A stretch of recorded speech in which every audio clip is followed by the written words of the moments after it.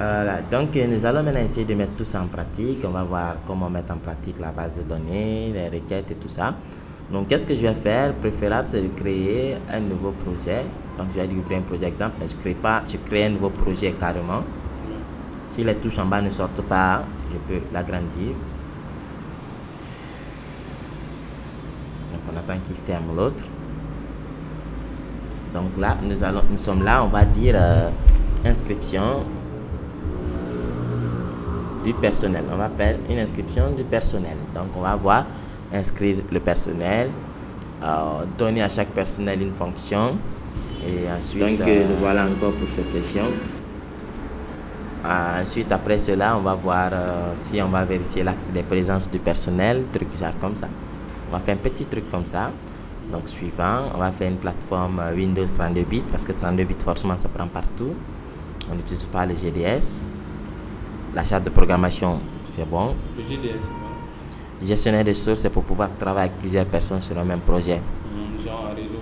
Oui, en réseau, en local, peu importe, ça marche quand même. Ouais. En réseau, carrément, oui, on peut le dire. Donc, suivant, là, si c'est en français seulement, je maintiens en français. Et s'il y avait une deuxième langue, je pouvais rajouter là, l'anglais, et je valide. Donc, pour les francophones, les nombres sont bons. L'argent, bon, nous, c'est pas en dollars, hein. C'est en francs guinéens quand même. GNF. Donc, l'heure et l'autre, je peux laisser. Voulez-vous créer une base de données? Ben oui, je veux une base de données parce que là, on a besoin d'une base de données réellement. Ça, c'est le nom de l'analyse, ce qui va contenir tout. Ça, c'est pas le nom de la base de données pour le moment. Quel type de base de données on veut? Celle du local, celle du serveur, MySQL ou quoi que ce soit. Donc, on va dire, on va en local. Et on attend que le système soit prêt.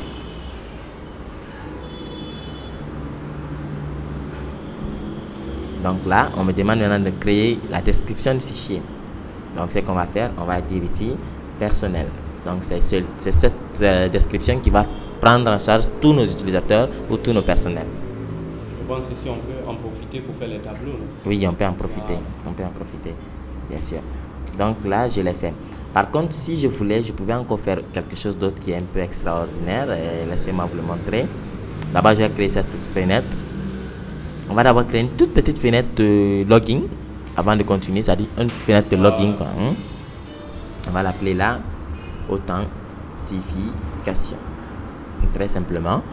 Donc, qu'est-ce qu'on va faire? D'abord, je vais faire nouveau et je vais dire données, c'est-à-dire pour créer une nouvelle base de données, fichier de données. Bon, sorry, je vais passer par là, c'est plus rapide. Je vais dire nouvelle fichier de données. Là, je peux dire sélectionner parmi ceux prédéfinis. Au lieu de dire créer directement une nouvelle, vide, je peux dire de choisir quelque chose qui est prédéfini. Une base de données. Oui, prédéfini. Par exemple, là, c'est une base de données action possible, action réalisée, facturation, agenda. Vous voyez, c'est une base de données prédéfinie. Donc, si j'avais des clients, je pouvais dire client. Donc, lui va me créer totalement le contenu que je voulais. Mais je ne sais pas s'il y a utilisateur quand même à l'intérieur. Login utilisateur. Donc, on peut utiliser login. Celui-là, vous voyez, les informations qu'il me propose. Donc, voulez-vous tout ça, idée, administration, compte actif, questions, réponses, etc., etc. Civilité, tout ça. Je dis suivant. Donc, regardez ce qu'il fait. Il m'a créé, CTRL W pour cacher tout ça. Il m'a créé un login raccommodé à un client. Vous comprenez? Ça, c'est un exemple pour dire que bon, vous pouvez choisir quand même des analyses prédéfinies pour pouvoir faire certains trucs, mais nous, on ne va pas utiliser ceux-là. D'accord? Préférable, c'est de créer nous-mêmes notre base. Donc, le personnel, nous, on a besoin de quoi? On a besoin de son nom, n'est-ce pas? On peut laisser un texte. On a besoin de son prénom. On a besoin de quoi encore? Son téléphone. Tout ce que tu as besoin. De son email. De son adresse, ça dit quartier, ou bien adresse, on va dire adresse. Et on va dire qu'on a besoin aussi de ça. De quoi? Bon, on va laisser les fonctions plus tard. Et là, on va dire après adresse, email. Ok, on va dire.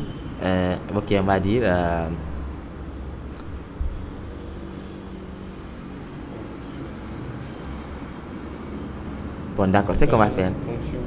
Ok, voilà le personnel. D'accord? on le valide, on va le mettre là, on va créer une nouvelle table. On va créer cette table, c'est fonction, d'accord? Parce que chaque personnel a une fonction. Malheureusement que fonction est utilisée, on va dire S. Chaque personnel a une fonction pour dire que tel est le directeur, donc on va dire fonction ou bien titre fonction, et si on veut on va dire date qu'on a donné la fonction là, comment on appelle ça, date fonction, ok, on va dire date fonction tout court, donc on valide. Donc ça c'est ça.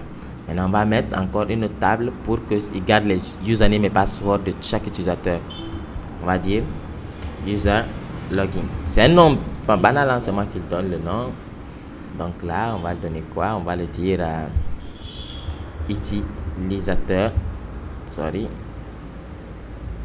et là on va dire mot de passe. C'est 8 pour faire espace, hein? Mot de passe. Mon mot de passe je peux le laisser comme ça, ou je vais choisir carrément un autre type que je voudrais, mais là je dis mot de passe comme ça. On va le laisser en texte pour prendre tout n'importe quel caractère. Donc on a fait ces trois, on va faire des liaisons. Nouvelle liaison est que chaque fonction a un personnel, n'est-ce pas? Est-ce que c'est chaque personnel a moins une fonction? Non, lors de la création du personnel, on n'est pas obligé de dire sa fonction pour le moment. La création du personnel. C'est ce qu'on est en train de faire. Non, on est ce qu'on est en train de faire. C'est l'administrateur qui ajoute le personnel. Donc c'est pas le personnel lui-même. Donc tu peux ajouter le personnel, après tu donnes sa fonction. Parce qu'on a fait l'étape scindée. Donc on va dire oui, chaque personnel peut avoir plusieurs fonctions. Non. On va dire chaque personnel peut avoir qu'une seule fonction. Chaque fonction peut avoir plusieurs utilisateurs.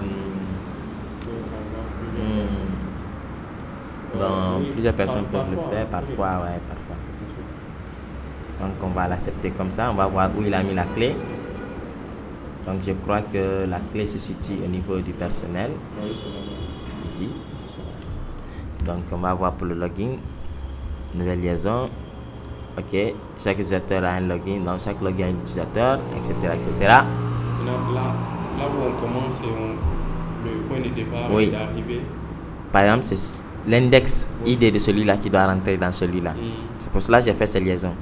Par exemple, vous voyez ID personnel. Vous voyez la ID personnel. Donc c'est l'ID là qui va lier ces gens-là. Si tu affiches l'ID 1, il vient avec tous ces gens qui ont les mêmes ID. Pour dire que c'est les mêmes composants. Donc on a fait ça, c'est un peu banal, hein? C'est juste une explication. Donc on va dire synchroniser parce que je n'ai pas généré de l'autre côté. Dès que je viens là, il m'a dit de générer. J'ai réduit la taille de ma fenêtre parce que c'est le login d'abord je vais faire. Login de l'administration. Je peux le positionner comme ça. Qu'est-ce que je fais en premier? Je vais d'abord prendre, si je veux, une image.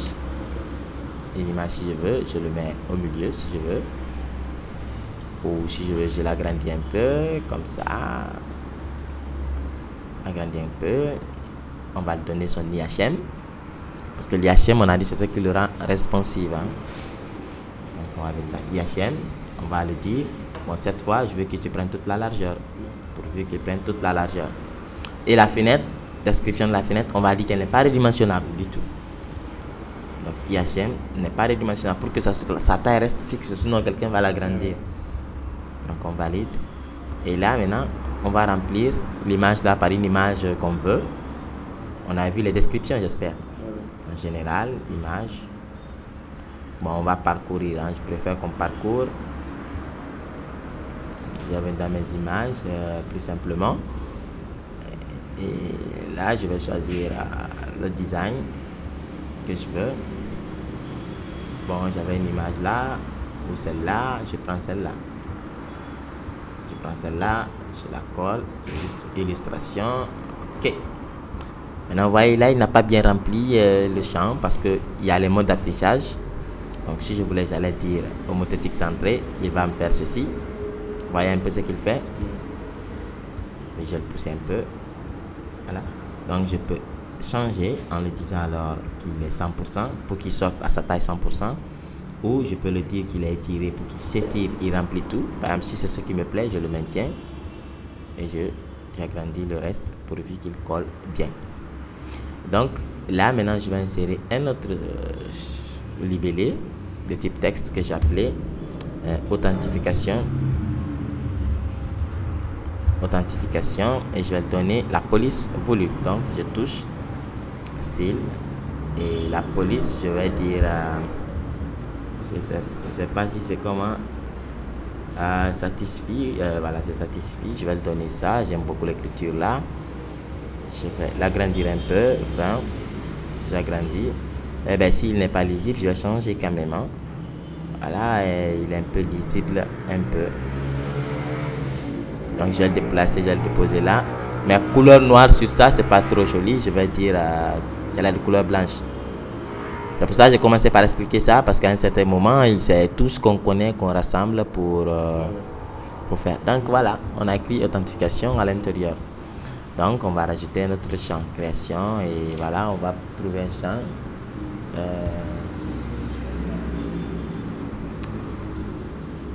Donc vous voyez, on est en train de soigner quand même notre design petit à petit. Voilà ce qu'on va faire maintenant. On va introduire un champ. Donc là, ce sont les libellés, ça dit c'est les écrits. Et l'autre, c'est des champs. Donc on peut prendre un champ bidon. Ne le laissez jamais comme ça, parce que c'est très vilain comme ça. Ne le laissez jamais comme ça. On va le changer, le style. Donc d'abord, je commence par quoi? Le texte qui est écrit là, je vais le signaler que lui, on le dira utilisateur. Je le mets en majuscule. En anglais, on veut quelle langue? En anglais, c'est user. On appelle ça user en anglais. Donc, je valide. Donc, vous voyez, l'utilisateur a changé, n'est-ce pas? Maintenant, je vais venir dans style. Le libellé, ça veut dire l'utilisateur prend quelle taille? On va dire, bon, on prend la taille 11. C'est bon. Et tu t'affiches en haut, en cheval. Vous voyez, il est en haut maintenant. Donc, la police, je vais dire Arial Black, si je veux. Si je trouve beau, quoi. Et là, je viens là. C'est le libellé, j'ai mis en forme donc de cadre. On va voir le cadrage. Couleur de fond était vide. Il n'y a pas de cadre. Et le cadre de fond, c'est bon, c'est pas mal. Je vais juste redimensionner un peu par là. Après. Donc, zone de texte. C'est-à-dire là, on va écrire le texte est de couleur noire. N'est-ce pas? Le texte qu'on va écrire de couleur noire est de taille 9 ou bien 10. On va dire taille 9. Donc là, je vais dire la zone de saisie. On va dire c'est bon, mais par contre, le fond, je l'aime pas. J'aime pas le fond grisâtre là. J'aime un fond blanc. Comme ça. Et là, c'est un peu chaud, mais je vais choisir quelque chose du bas. Là, c'est en Word, hein? Quelque chose du bas. Aïe, aïe, aïe. Très du bas. Oh, c'est vilain. C'est vilain. Donc, je peux dire grisâtre. Je vais voir. C'est super vilain. Couleur de fond, je vais dire... on va chercher une couleur de fond. Parce que cette couleur ne me va pas du tout. On va trouver une couleur qui va m'aller un peu. Cette couleur ne me convainc pas. Laissez-moi comparer des choses. Je vais prendre une autre. Je vais toucher là. Je vais venir dans le style. Dans la zone, je vais juste le dire que lui là, je veux qu'il soit de couleur blanche. Et lui, je veux qu'il soit de couleur grisâtre. Ou bien je vais le dire de couleur jaune. Je ne sais pas quelle couleur l'attribuer, mais... bon, préférable. Je sais pas quelle couleur sera beau ici là. En tout cas, moi j'aime pas le gris. Bien vous aimez le gris?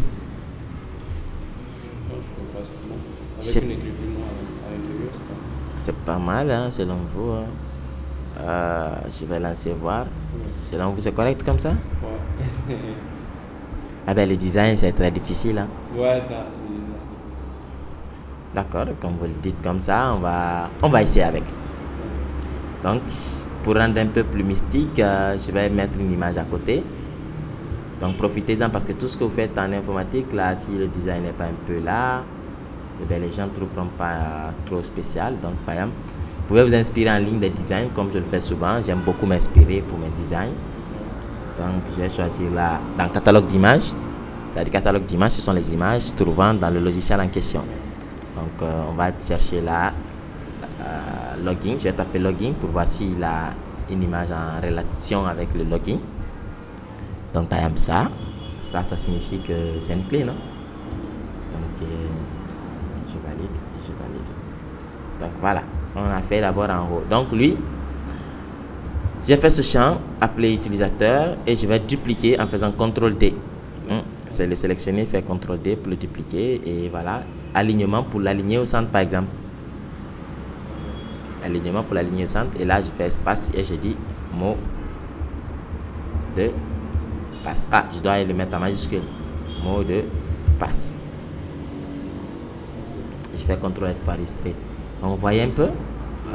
C'est pas bobo. Ce que j'ai pas compris, c'est que lorsque vous cliquez sur un champ, comment modifier le libellé sans rentrer? Voilà, à part et le champ. Le champ de saisie à part. Ah non, ok. Regardez, on avait parlé de ça dans style. Dans style, voilà ici l'élément. Il y a le libellé. Regardez, il y a le cadre, il y a le texte à l'intérieur, il y a la zone, il y a le texte d'indication. Chacun d'entre eux a ses trucs. Voilà. Donc, je valide. Maintenant, on va commencer. Ce champ, mot de passe, on sait que c'est un mot de passe. Donc, quand tu viens en général, il ne faut pas dire que c'est un texte. Il faut le dire que c'est un mot de passe. Il faut lui donner sa valeur. Mot de passe pour que les mots soient doc dedans. Sinon, le mot de passe sera écrit. Or qu'un mot de passe doit être point. Laissez-moi arrêter d'abord ceci.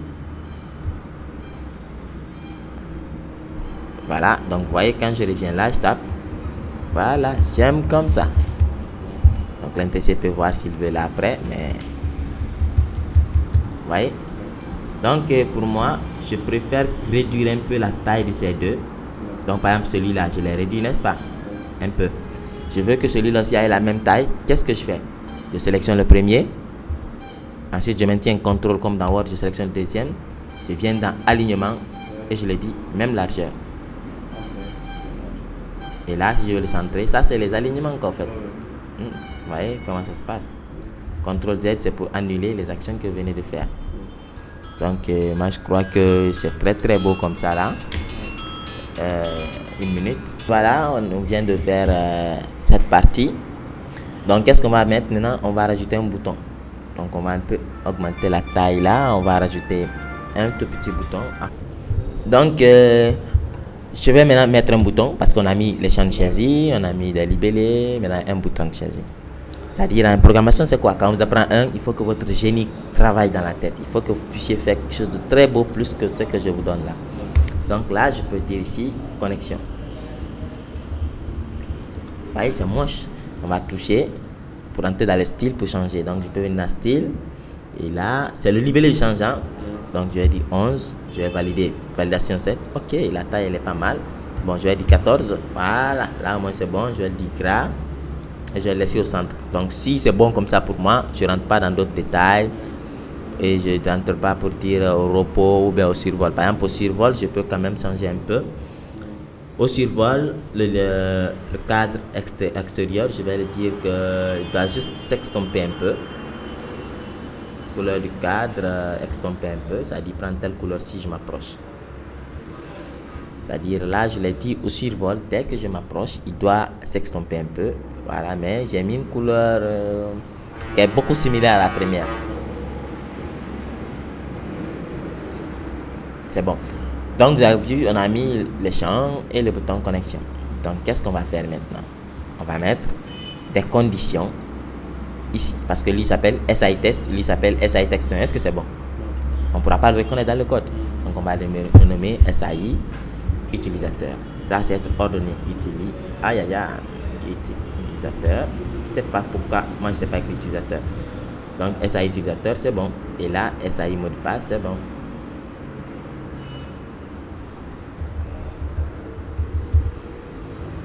Donc même si vous ne mettez pas le tiret de 8, il va mettre pour vous à ce niveau. Donc on va faire CTRL S. On a enregistré. Donc dans le code, si on veut, on pouvait le faire en requête. Si on veut, on peut le faire en fonction HFSQL. Donc, on va le faire d'abord en requête, comme c'est les requêtes d'abord, vous avez compris. Donc, on va utiliser deux fonctions. Qu'est-ce qu'on veut réellement? On veut que si l'intéressé met quelque chose dans SAI utilisateur et met quelque chose dans SAI mot de passe, s'il dit connexion, je dois vérifier si réellement le nom d'utilisateur existe et si le mot de passe existe. Et si ça existe, je le laisse ouvrir la page suivante. Et si ça n'existe pas, eh bien, je le dis erreur. Et si le champ SAI n'est pas rempli, il n'a qu'à dire tel n'est pas rempli. Vous comprenez? Donc, on va jouer à ce jeu. Donc, première chose d'abord, qu'est-ce qu'on va dire? On va utiliser ainsi. Si SAI utilisateur est égal à vide, donc déjà, il faut dire non,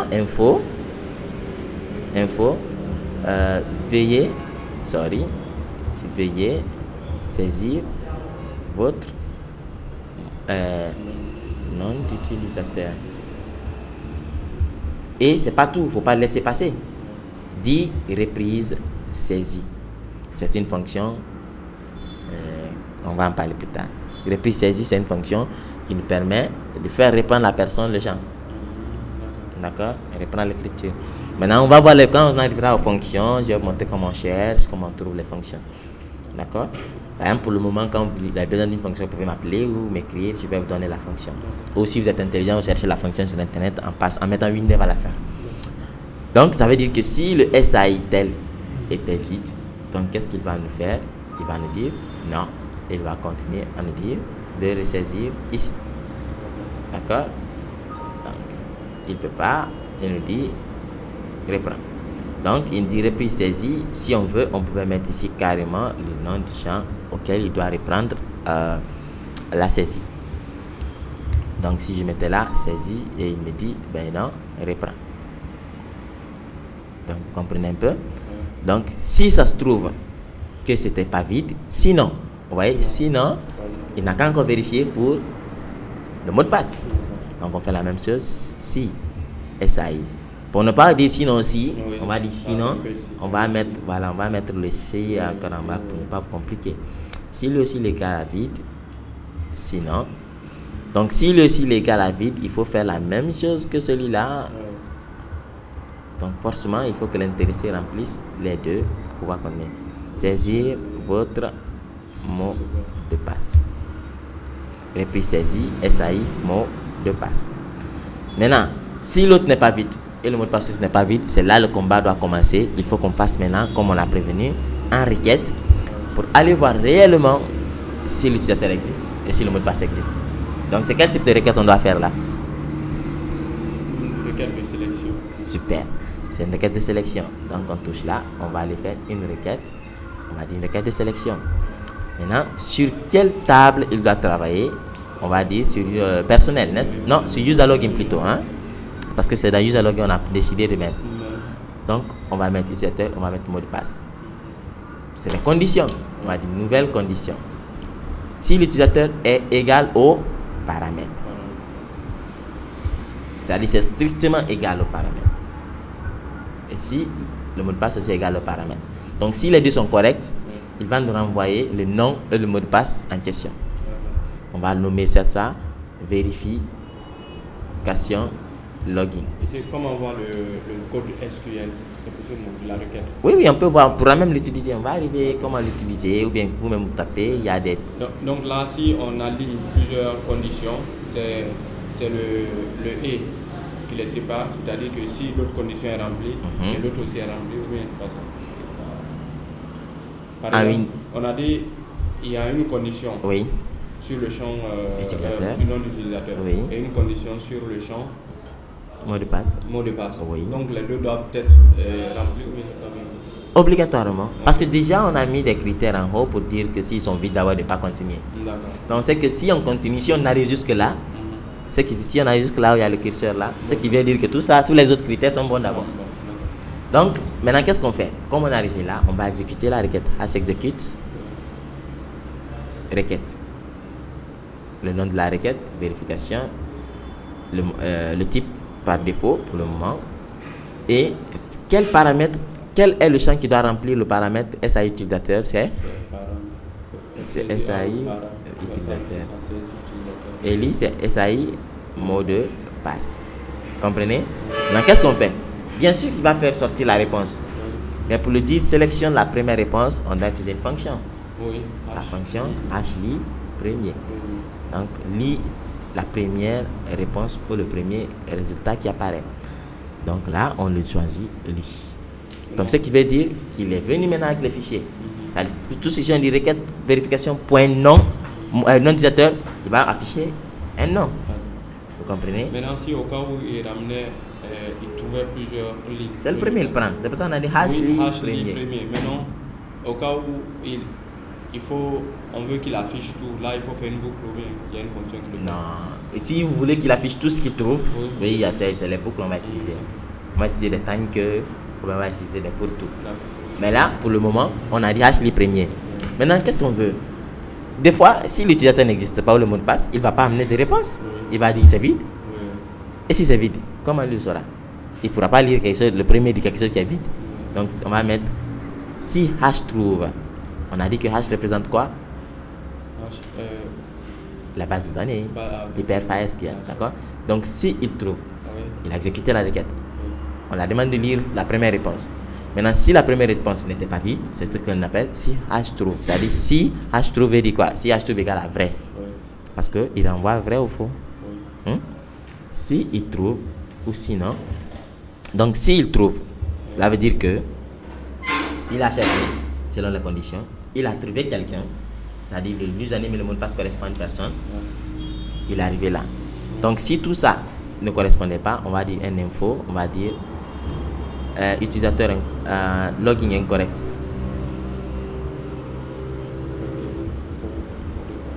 Bon, c'est pas écrit incorrect, on s'en fout. Login incorrect. Ça veut dire que s'il exécute la requête et que la requête était vide, donc ce qui veut dire que l'utilisateur là n'existe pas. Mais si la requête n'était pas vide, ce qui veut dire que l'utilisateur existe. Donc qu'est-ce qu'il faut faire? Le rediriger à la page suivante. Donc pour ouvrir une nouvelle fenêtre, on doit utiliser la fonction ouvre. D'accord? Ouvre, entre parenthèses, on met le nom de la fenêtre qui doit venir. Mais comme on n'a pas une fenêtre d'abord d'accueil, on va créer une fenêtre qui va être le menu principal. Donc vous avez vu? On va juste tester. Alors là, il n'y a personne dans user login. Donc si je dis non, utilisateur. Si je valide, non, mot de passe. Et si je valide, il n'existe pas. Il dit, mon frère, je ne connais pas ce monsieur-là. Donc, vous comprenez un peu?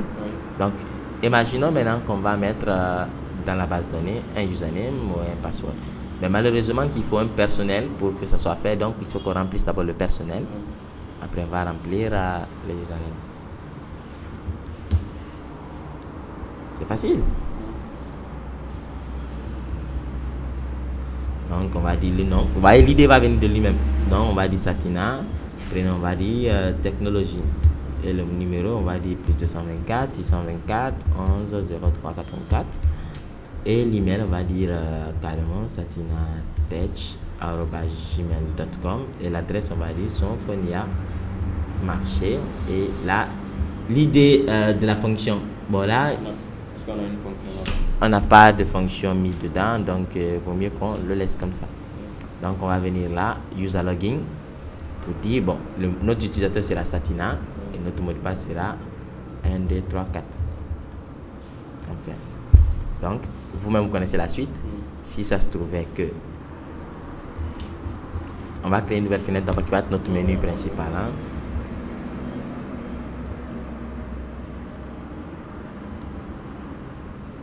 On va l'appeler menu principal. Menu principal, on va juste mettre un petit bouton pour juste justifier que voilà, il y a quelqu'un qui est possible. Donc dans ici, tu vas dire library menu principal. Super facile. Donc si je fais le premier go pour la première fois, il va me demander quelle sera la première page. C'est-à-dire quelle est la première fenêtre qui est la première fenêtre quoi en fait. On va choisir ici login K. Donc si la première fois que tu fais go, il te demande une fenêtre principale, il faut choisir la fenêtre qui doit être la première affichée. Il ne va plus le demander. Non, il va plus. Au cas où tu veux changer. Il y a la possibilité, Satina, Et si on met pas de mot de passe, il dit mot de passe. Et si on met un faux mot de passe, mot de passe incorrect. Et si on met le vrai mot de passe, 1, 2, 3, 4. Et youpi. Donc, vous voyez, notre système de login est super simplement. Vous avez trop bien compris le code? Oui. Trop. Donc, vous voyez le design? Donc, votre exercice, d'abord, faites un système de login pour moi. Cherchez-vous quelque chose de très beau. D'accord? Faites-le tout de suite, on va voir ça. Mais j'enlève le code devant vous. C'est vous qui réfléchissez. Attendez, je vais voir des fonctions à trouver. Ok. Non, je peux vous donner les fonctions, je peux les écrire quand même vous donner. Non, c'est bon. Je pense. Voilà, donc c'est ça. J'attends.